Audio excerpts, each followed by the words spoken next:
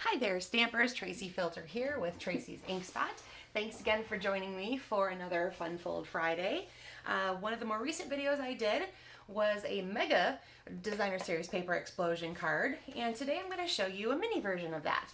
This was shared by fellow demonstrator Amanda Petersen in a group that we're both in, and again I'm just going to show you today how to put this together. So it's a kind of like a book fold with a little pop-up inside. So here's your DSP explosion. How fun is that? All right, so what you are gonna need is a card base that's 4 1/4 by 11, and you're gonna score it at 4 1/4 and at 5 1/2. Then you want a piece of designer series paper, and non-directional is probably best, but you, as long as you're focusing on the way it's all getting laid out, you're okay with a directional piece. You're gonna cut your piece first at 4 by 5, and then you're going to cut off just 1 inch, so you'll have one piece left that's 1 by 4 and one piece left that's 4 by 4. We'll go through all that when I'm doing the actual cutting. You want another piece of designer series paper. It can be the same or it can be different.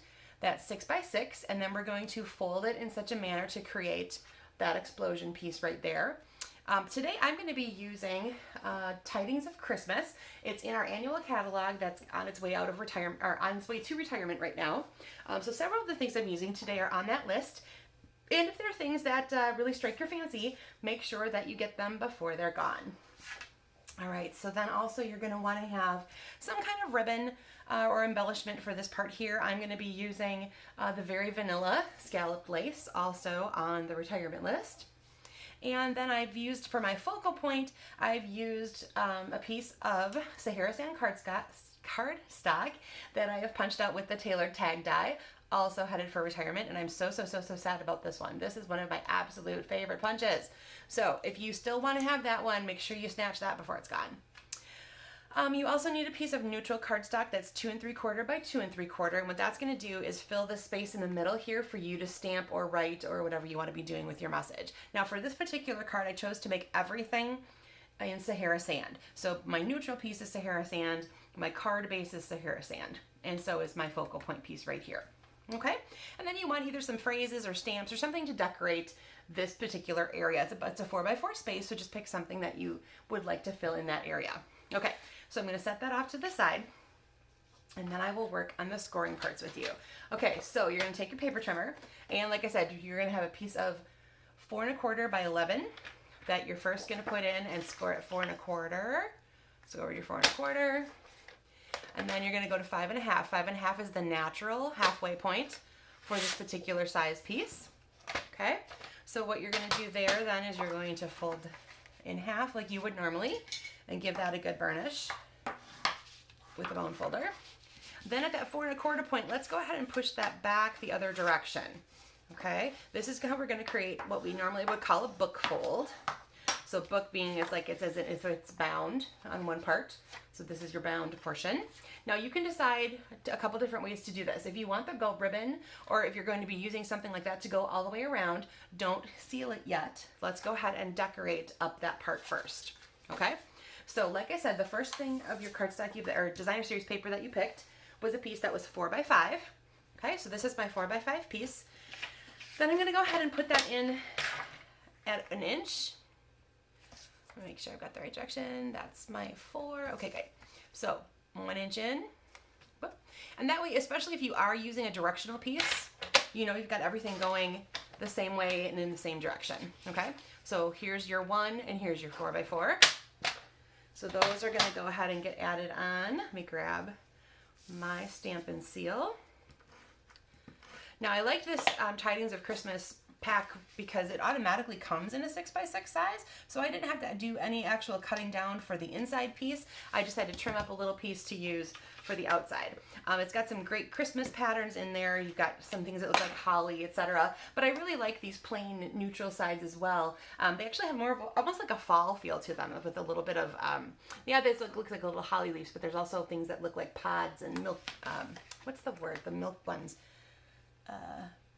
Whoop, let me get that on there. Milkweed, there we go. That's what I'm thinking of. Alrighty, so go ahead and do that. And again, this is if you want to use, if you're using ribbon up here and you want it to not show all the way to the back. So don't fold this down yet. Don't seal it down. We're going to go ahead and add that right now. And I'm just going to take a length of it visually, about so. Go ahead and trim. Again, this scalloped lace is one of those that is on our retirement list. It comes in a very vanilla color, so if the vanilla works really nicely with my neutral palette here using the Sahara sand. And the DSP with that right here is tone on tone, so it has a really nice muted neutral look to it. I'm just going to go ahead and tie a double knot. Oh, let me start where I lost track of where I was. Okay, right over left. There we go. Now I like to pull that nice and tight and put my finger in there, and then go back left over right. Whoops. Okay. All right, so there's my knot, and I'm just going to trim down a couple pieces each way. Okay. All right, there. Now I have my little knotted element. Now I can go ahead and add the adhesive to this back side. So I'm going to put one above and one below where my ribbon is. And now we're going to go ahead and seal that shut. Okay, so now we have a true book fold in place, like so. Okay, so there's the start of that. Now let me go ahead and show you how we are going to fold our 6x6 piece to make the explosion part. Your designer series paper obviously has two different patterns. The first folds we're going to make, you want to have whatever part you want to have be the outside are facing up. So for me, so outside would be the part that actually kind of gets hidden.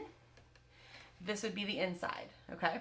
So my outside piece is this one for me.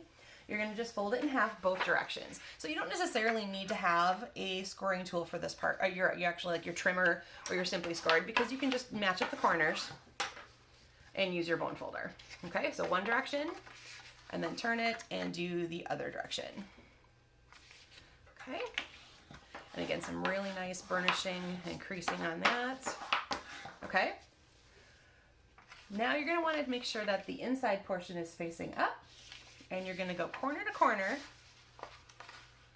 one of the directions. Again, if you have a directional piece of paper, make sure that you are using the correct direction for this. Okay, so I'm just going to match my corners, and then again, really nice good burnishing. Okay, this is now going to become your top and bottom for the inside, and you're just going to want to fold these guys in like so. So there's going to kind of be a natural pop out here with these two diagonal folds that you made. They're going to come in and meet in the middle and close up like that. Now again, this is your outside part. You're not going to see a lot of this when you have on the inside of your card. You're going to be seeing mostly this. All right, so let's go ahead and do some adhesive. I'm going to start with what's going to be my base, and in order to keep that straight in my head, if you want to go ahead and decorate this piece up before you put this together, that's totally fine. I'm not going to do that on camera today because I've already shown you what it looked like.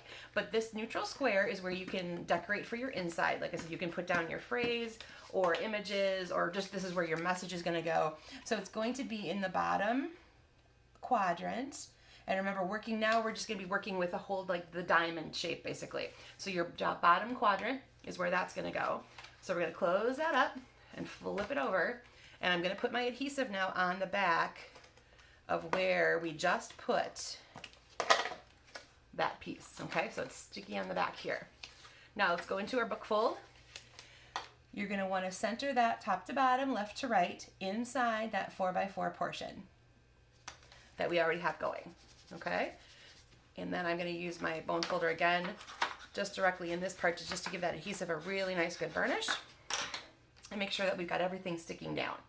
Okay, now we're going to repeat the process with the top. Just hold that down. Go ahead and add your adhesive. Don't be shy about the adhesive. You want to make sure this stays together. And this part's really easy. Just close it up.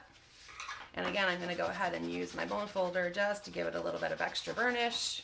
And voila, there's your pop-up. Okay?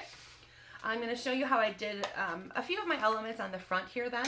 I used the Nothing's Better Than, the Love You More Than dies that go with the Nothing's Better Than stamp set. And I just took the phrase love you, and I'm going to attach that to the punch I did. And I have it sitting a little bit cockeyed. So normally I might use the square or the piece this direction. I want it to go just a little bit to the side here. So I'm going to go ahead, just a bit of glue. You could also have used the adhesive sheets on this. When working with tiny images, as you can see, like I just dropped it. When working with little detailed or scripty pieces like this, sometimes those adhesive sheets come in super duper handy when you're going to be using, like I said, intricate pieces. They're just a little bit easier to work with sometimes because they will have that sticky, it turns your die cut basically into a sticker, and then you don't have your glue fingers or anything like that all over the place. I like to just use little dots in random spots in order to adhere that on. So I've got my love you. Whoop, see, it stuck to my finger. All right, one more time. There we go. Okay, so I've got my love you on there. And to dress it up a little bit, I took my Wink of Stella pen and I just brushed over that piece. This is in Cherry Cobbler, in case you were wondering the color of that particular cardstock. I took the colors for this piece just directly from the Designer Series paper. The piece I used had Sahara sand on one side and the Cherry Cobbler, and so they go really nicely together. And then to add a little extra element to it, I also took a die cut piece from the Meadow Dies. I'm going to have that be sitting across here. And again, I use some Wink of Stella on it. I'll just show you where this gets laid out, and I will then bring in the finished piece, which has all the pretty Stella all over the place on it. So I just used that to take up a big chunk of my 4x4 square, giving it a nice, really good visual element. I popped this guy up on dimensionals and added him over here.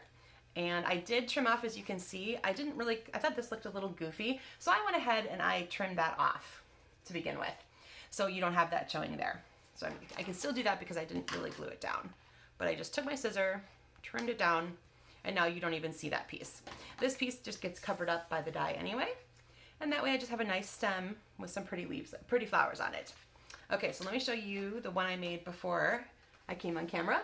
So both the Love You and the flowers have that lovely Wink of Stella on them. I've just used that lace there to hold it together. And then from the same sets of dies, the Meadow Dies, I added this little butterfly, this part, and then I added the You Make Everything Better from the Nothing's Better Than set. All right, so there you go. That is how you make your mini DSP explosion card. Again, my thanks to Amanda Petersen for sharing that layout with me. Hope to see you next time on another Fun Fold Friday. Bye now.